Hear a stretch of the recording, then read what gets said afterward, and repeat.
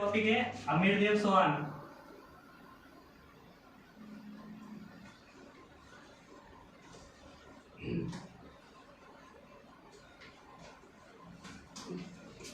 अमीरदेव सोहान है, इनका शासनकाल 1282 से लेके 1301 तक चला, यानी कि यह 1201 से लेके 1282 से लेके 1301 ईस्वी तक शासन रहा था। अमीरदेव सोहान के जो पिता का नाम था जयत्रसिंह। अमीरदेव सोहान है, इनके पिता का नाम था जयत्रसिंह। जयत्रसिंह के ये तीसरे पुत्र थे। जयत्रसिंह के ये तीसरे पुत्र थे अमीरदेव सोहान। तो अपने पिता के जो शासनकाल में, इनके पिता जो जीवित थे, तो उनके शासनकाल में ही 1282 में अमीर का राज्याभिषेक करवा दिया था और ये रणथंभौर का शासक बना दिया था। यानी कि 1282 में अमीर क्या बना? रणथंभौर का शासक। तो अमीरदेव सोहान रणथंभौर के शासक का बने। डेट याद करनी 1282। और 1282 में इनके जो पिता थे जयत्रसिंह, उनके जीवन काल में ही इन्हें रणथंभौर का शासक बना दिया था। फिर सबसे पहले पढ़ना है कि हमीर की जो जानकारी है हमें कहाँ से मिलती है। तो हम सबसे पहले याद करना है हमीर हट के अमीरदेव सोहान के बारे में हमें जानकारी है वो कहाँ से किस किस ग्रंथ के माध्यम से मिलती है। दूसरी बात है हमीर रासो। तीसरा है हमीर महाकाव्य।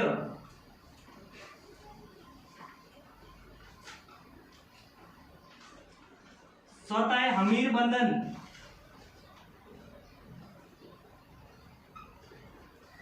अमीर के बारे में हमें इन 4 ग्रंथों के बारे में जानकारी मिलती है कि हमीर हट, हमीर रासो, हमीर महाकाव्य और हमीर बंधन। तो हमीर हट है, हमीर हट के जो रचयिता थे चंद्रशेखर। हमीर हट चंद्रशेखर के द्वारा लिखा गया। और हमीर रासो है, यह जोधराज द्वारा लिखा गया। हमीर महाकाव्य है, यह नयन चंद्र सूरी द्वारा लिखा गया। नयन चंद्र सूरी। और हमीर बंधन है, वो अमृत कैलाश द्वारा लिखा गया। इन चारों ग्रंथों के माध्यम से हमें पूरे अमीरदेव सोहान के बारे में जानकारी मिलती है। 1282 से 1301 तक इनका शासनकाल। और इनके ग्रंथ 4 है हमीर हट, हमीर रासो, हमीर महाकाव्य और हमीर बंधन। जैसे ही 1282 में इनके पिता के जीवन काल में ये शासक बना था, तो इसने 1282 से लेके 1288 ईस्वी तक दिग्विजय की नीति अपनाई थी। अमीरदेव सोहान ने अपने शासनकाल के प्रारंभिक समय में 1282 से लेके 1288 ईस्वी तक दिग्विजय की नीति अपनाई थी। और दिग्विजय की नीति के साथ साथ इसने अपने शासनकाल में कोटि यज्ञ करवाए थे। कोटि यज्ञ का आयोजन करवाया था। और इन दिग्विजय की नीति में इसने मेवाड़ का जो शासक था समरसिंह, दिग्विजय की नीति के साथ मेवाड़ के शासक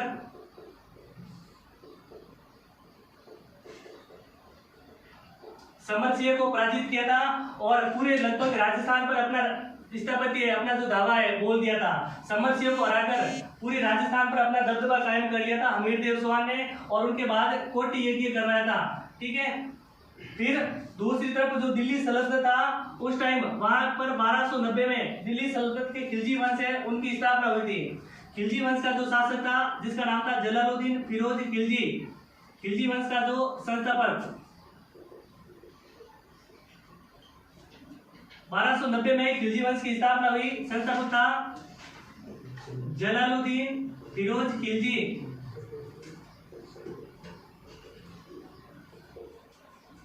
जैसे ही जलालुद्दीन फिरोज खिलजी शासक बना, उनको लगा कि हमें सोहान वंशी जो शासक है अमीरदेव सोहान, इनकी जो शक्ति है उनको कम करना है, इनको हराना है। और भारत पर राजस्थान में क्या करना है? दिल्ली सल्तनत वंश का शासन स्थापित करना है।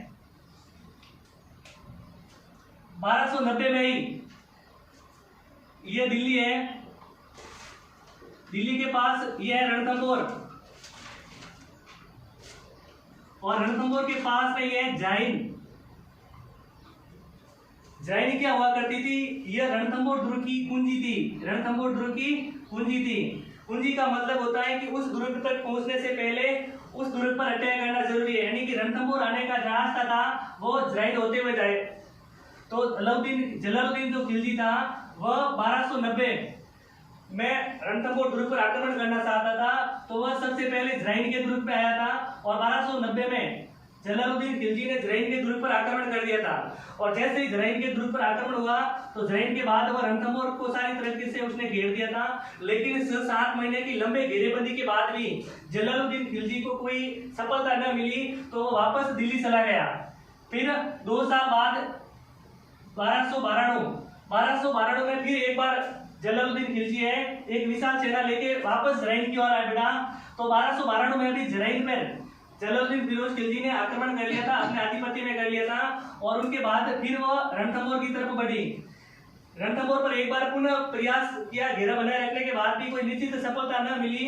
तो जलालुद्दीन खिलजी ने कहा कि ये जो राजपूतों के जो दुर्ग होते हैं, राजस्थान के जो दुर्ग हैं, सैकड़ों दुर्ग हैं, वह मुसलमान के एक बाल के बराबर है।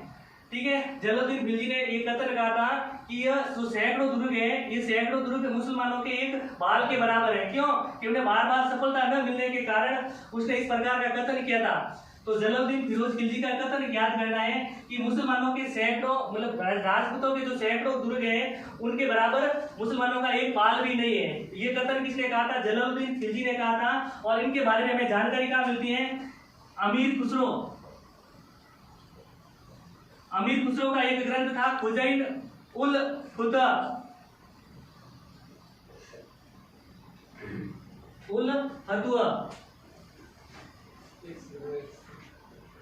अमीर खुसरो का एक ग्रंथ था खुजैन उल फतुह। उनके माध्यम से हमें ये जानकारी मिलती है कि जलालुद्दीन फिरोज खिलजी लगातार आक्रमण करने के बाद भी रणथंभौर को न जीत सका। तो उसने कहा कि राजस्थान के जो सैकड़ों दुर्ग हैं वह मुसलमान के एक बाल के बराबर भी नहीं है। इस प्रकार के कथन की जानकारी हमें अमीर खुसरो के ग्रंथ खुजैन उल फतुह के माध्यम से मिलती है। फिर 1296 में जलालुद्दीन फिरोज खिलजी का ही भतीज जिसका नाम था अलाउद्दीन खिलजी ने जलालुद्दीन फिरोज खिलजी की हत्या करके खुद शासक बन गया था। 1296 में अलाउद्दीन खिलजी अपने ही सासा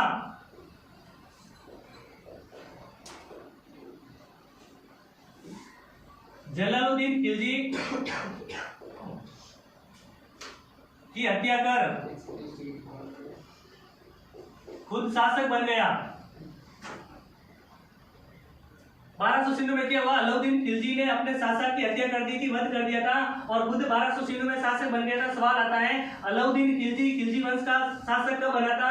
1296 में बना था। कैसे बना था? उसने अपने ही जो शासक थे जिसका नाम था जलालुद्दीन फिरोज खिलजी, उनका वध कर दिया था, उनकी हत्या कर दी थी, उनके बाद में खुद शासक बना था। जैसे ही अलाउद्दीन खिलजी शासक बना तो अलाउद्दीन खिलजी एक शक्तिशाली शासक था के साथ साथ मतलब कूटनीति की भी था। वह छल कपट के साथ पूरे संपूर्ण भारत पर शासन करने वाला माना जाता था। वह साम्राज्य की दृष्टि से काफी महत्वपूर्ण शासक था। तो अलाउद्दीन खिलजी जैसे ही शासक बना तो अलाउद्दीन खिलजी के माइंड में वो आया कि हमें रणथंभौर दुर्ग पे आक्रमण करना है। और रणथंभौर पर दुर्ग पर आक्रमण करने के पीछे इनके जो प्रमुख जो कारण थे वे क्या थे कि अलाउद्दीन खिलजी है रणथंभौर पर आक्रमण करना क्यों चाहता था?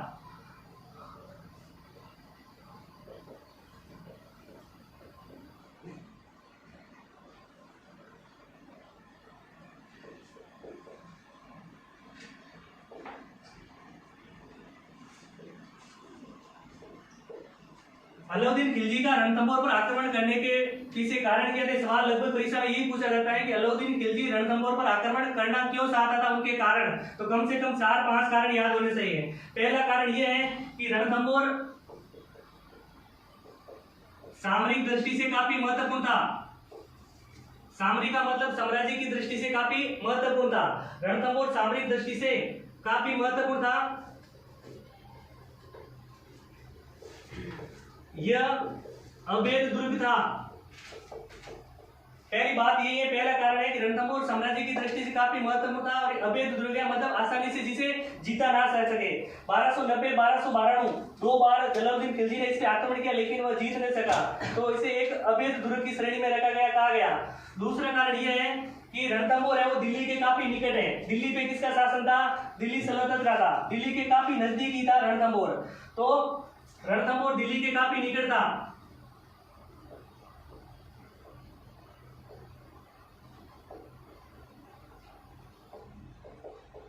दिल्ली के काफी नजदीक था तथा साथ ही साथ दिल्ली सल्तनत के जो शासक थे, इनके जो व्यापारी थे, उन्हें मालवा गुजरात जाने के लिए रणथंभौर होकर गुजरना पड़ता था। इस कारण वो इस पे आक्रमण करना चाहता था। साथ ही साथ ये भी कारण बनता है कि जो दिल्ली सल्तनत का जो शासक था वो राजपूतों में एक प्रकार से भय है वो पैदा करना चाहता था। ठीक है, अपनी राजपूतों पे धाक जमाने चाहते थे खिलजी वंश के शासक। तीसरा कारण ये बनता है कि अब शासक का बदला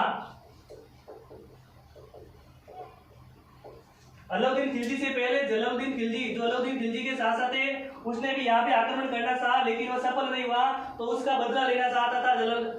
चौथा कारण बनता है अपना साम्राज्य विस्तार करना। अलाउद्दीन खिलजी चाहता था कि मेरा साम्राज्य वो विस्तार हो जाए और दिल्ली के पास जैसे रणथंभौर पड़ता है, तो अलाउद्दीन ये नहीं चाहता कि उनके साम्राज्य के पास एक और शक्तिशाली कोई शासक है वो राज्य करे। पांचवा कारण बनता है मोहम्मद शाह को शरण देना। मोहम्मद शाह को शरण देना। ये जो मोहम्मद शाह है, ये अलाउद्दीन खिलजी का विद्रोही था, शत्रु था, और अलाउद्दीन खिलजी के शत्रु को शरण दे दी थी अमीरदेव चौहान ने। अमीरदेव चौहान से अलाउद्दीन खिलजी ने इस मोहम्मद शाह को कहा कि हमें सौंप दो, लेकिन अमीरदेव चौहान ने कहा कि शरणागतों की रक्षा करनी राजपूत शासकों की एक फसल होता है, ठीक है, उनके अनुरूप करना। तब इसने वापस ठुकरा दी थी उनकी बात को, तो अलाउद्दीन खिलजी को गुस्सा आ गया और उसने रणथंभौर पे आक्रमण करने के लिए प्रेरित किया। फिर बात आती है 1299। 1299 में अलाउद्दीन खिलजी के एक सेनापति था जिसका नाम था नुसरत खान, वह दूसरा था उल्लूग खान। नुसरत खान और उल्लूग खान, ये दोनों गुजरात अभियान पे गए हुए थे, गुजरात को आक्रमण करने के लिए गए थे। 1299 में जब ये गुजरात को लूट के वापस आ रहे थे, तब जालोर के निकट मोहम्मद शाह, इनका भाई था कैबरू, इन्होंने इनका जो धन था उस धन को लूट लिया था और वो लूट के अमीर की शरण में चला गया था। जब ये धन लेके वापस अमीर के पास गए तो अमीर ने मोहम्मद शाह को शरण दे दी थी और शरण के साथ साथ इसने एक जगह की जो जागीर है, यानी कि जगह की जागीर है, वो दे दी थी, जिससे अलाउद्दीन खिलजी को क्रोधित हुआ था। ये हमें जानकारी मिलती है अमीर महाकाव्य के माध्यम से। दूसरी बात है अमीर हट है, उनके द्वारा जानकारी क्या मिलती है कि अलाउद्दीन जो खिलजी है, इनकी पत्नी थी मराठा बेगम, जिसका नाम था चिमनी या चिमना। अलाउद्दीन खिलजी की एक पत्नी थी मराठा बेगम, जिसका नाम था चिमना या चिमनी, और इस चिमना और जो मोहम्मद शाह था, जिसका अमीरदेव चौहान ने शरण दे दी थी, उनके बीच में प्रेम प्रसंग हो गया था। जिस बात का अलाउद्दीन खिलजी को पता चल गया था, मोहम्मद शाह और चिमना दोनों मिलकर अलाउद्दीन खिलजी को मारना चाहती थी। इस साजिश का पता है वो अलाउद्दीन खिलजी को पता चल गया था। तब अलाउद्दीन खिलजी अपना जो शत्रु है वो मानता था मोहम्मद शाह को, तो मोहम्मद शाह को उसने क्या दे दी थी, शरण दे दी थी। इनके बाद में वापस 1299 की बात है, जब रणथंभौर का जो शासक है अमीर, वह यज्ञ पे बैठा हुआ था। यज्ञ के दौरान वह मुनि वर्ग धारण किए हुए थे। तो 1299 में नुसरत खां, उल्लूग खां, ठीक है, इन दोनों के नेतृत्व में एक विशाल सेना भेजी इजराइल। जब पता चला कि दिल्ली सल्तनत की ओर से इजराइल की ओर एक सेना आ रही है, विशाल सेना आ रही है, उस बात का पता हमीर को चला, तो हमीर ने अपनी ओर से इजराइल में भीमसिंह व धर्मसिंह को यहाँ पे भेज दिया। भीमसिंह और धर्मसिंह काफी शक्तिशाली शासक थे। जैसे ही उल्लूग खां, नुसरत खां इजराइल के आक्रमण करना चाहते थे, इन दोनों ने अत्यधिक प्रहार के साथ जो मुगलों दिल्ली सल्तनत की जो सेना थी, उस सेना को पीछे धकेल दिया, हरा दिया था। वो सेना भाग गई थी। फिर क्या हुआ, भीमसिंह ने धर्मसिंह को कहा कि तुम उनके द्वारा जो लूटा हुआ धन है वो लेके वापस रणथंभौर चले गए। तो धर्मसिंह है, उस धन को लूटे हुए वापस रणथंभौर दुर्ग में आ गया था। भीमसिंह जैन के दुर्ग में अकेला ही पीछे था। तब पता चला वापस दिल्ली सल्तनत की सेना को कि भीमसिंह अकेला है, तो वापस नुसरत खां, उल्लूग खां ने इस दुर्ग पे वापस अटैक किया। उसमें भीमसिंह मारा गया और दिल्ली सल्तनत की सेना का जरैन के दुर्ग पर अधिकार हो गया। जरैन के दुर्ग पर अधिकार होने के बाद यही सेना वापस जाके रणथंभौर को चारों तरीके से घेर दिया था। जब बात का पता चला अमीर को, तो अमीरदेव चौहान ने युद्ध के लिए तैयार हुआ और उस युद्ध में 1299 में ही जो शाही सेना थी, दिल्ली सल्तनत की सेना थी, उनका जो नुसरत खां वो मारा जाता है। और नुसरत खां जैसे ही मारा जाता है तो ये बाकी जो उल्लूग खां है, अलपत खां है, ये सभी अपनी जो सेना लेके वापस दिल्ली की तरफ भाग जाते हैं और ये पूरी खबर जाके अलाउद्दीन खिलजी को बताते हैं। तो अलाउद्दीन खिलजी काफी चिंतित होता है, वो सोचता है कि रणथंभौर दुर्ग को इस तरीके से तो कभी नहीं जीता जा सका, अगर हमें क्या करना पड़ेगा, सल कपट का सहारा लेना पड़ेगा।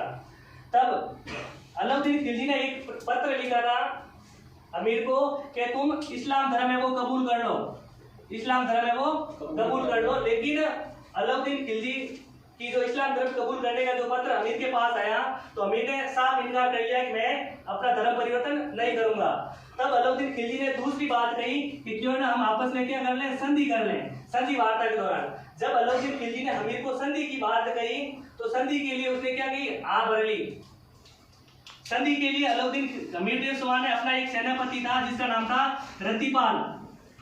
रतिपाल नाम का एक सेनापति था अमीर का, जिसको संधि के लिए अलाउद्दीन खिलजी के पास भेजा था। जैसे ही अलाउद्दीन खिलजी रतिपाल के पास गया तो रतिपाल को बहुलोभन लालच देके अपनी सेना में मिला दिया था। फिर जैसे ही रतिपाल वापस रणथंभौर दुर्ग में आया तो इसने रणमल को भी अपने साथ मिला दिया, यानी कि यहाँ पे सल कपट है, कूटनीति का सहारा ले रहा था। तो रतिपाल और रणमल दोनों शाही सेना में मिल गए थे, दिल्ली सल्तनत की सेना में मिल गए थे।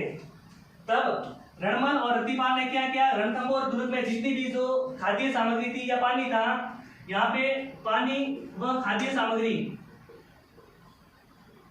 यहाँ पे गाय का खून मिला दिया पानी में और गाय की जो हड्डियां होती थी उनको पीस के भोजन की सामग्री थी, खाने की सामग्री उसमें मिला दी थे।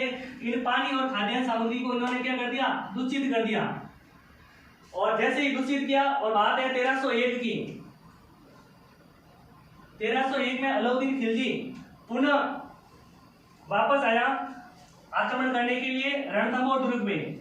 और क्यों कि यहाँ पे जो पानी था, ये खाने की सामग्री थी, वो काफी तरीके से दूषित हो गई थी, कुछ भी दुर्ग में खाने के लिए नहीं था। तो अमीर देव सुवान दुर्ग से बाहर आए और जैसे ही उन्हें पता चला कि रतिपाल है, ये उसने विश्वासघात कर लिया, ये अलाउद्दीन खिलजी के साथ मिल गए। तो उस युद्ध में 1301 में युद्ध करते करते अमीर देव सुवान है वो वीर गति को प्राप्त हो गया था। जैसे ही पता चला कि अमीर देव सुवान है वो वीर गति को प्राप्त हुआ तो अमीर देव सुवान की पत्नी थी रंगदेवी। अमीर देव सुवान की जब 1301 में मृत्यु हुई तो उनकी पत्नी थी रंगदेवी। तो रंगदेवी ने क्या किया, जौहर कर लिया था, जल जौहर। प्रथम राजस्थान में जो जौहर करने वाली थी रंगदेवी, जो अमीर की पत्नी थी, जल जौहर कहाँ किया, इन्होंने परमाल तालाब में जल जौहर कर दिया था। एक प्रकार से शाखा था। प्रथम जौहर करने वाली पत्नी कौन थी, ये कौन सी थी, रंगदेवी थी, जो अमीर की पत्नी थी। और इस प्रकार 11 जुलाई 1301 को अलाउद्दीन खिलजी का रणथंभौर पे राज्याभिषेक हो गया। क्लियर।